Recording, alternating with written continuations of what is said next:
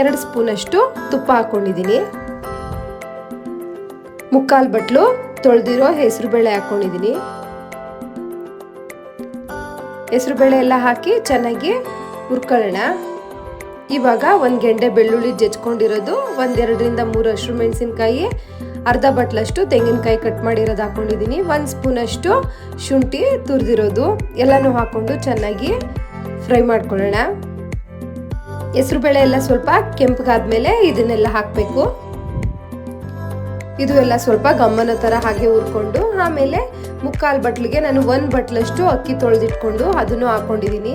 ಅಕ್ಕಿನೂ ಸ್ವಲ್ಪ 1-2 ನಿಮಿಷ ಹಾಗೇನೆ ಹುರ್ಕೋಬೇಕು. ತುಪ್ಪದಲ್ಲಿ ಹುರ್ಕೊಂಡ್ರೆ ತುಂಬ ಚೆನ್ನಾಗಿರುತ್ತೆ. ನಾನು ಮುಂಚೆನೆ ಮೆಣಸು ಜೀರಿಗೆ ಹುರ್ಕೊಂಡಿದ್ನಲ್ಲ ಅದನ್ನು ಹಾಗೇನೆ ತರ್ತರಿಯಾಗಿ ಪುಡಿ ಮಾಡಿಕೊಂಡು ಹಾಕೋತಾ ಇದ್ದೀನಿ. ಅದನ್ನೆಲ್ಲ ಹಾಕಿ ಚೆನ್ನಾಗಿ ಮಿಕ್ಸ್ ಮಾಡ್ಕೊಳ್ಳೋಣ.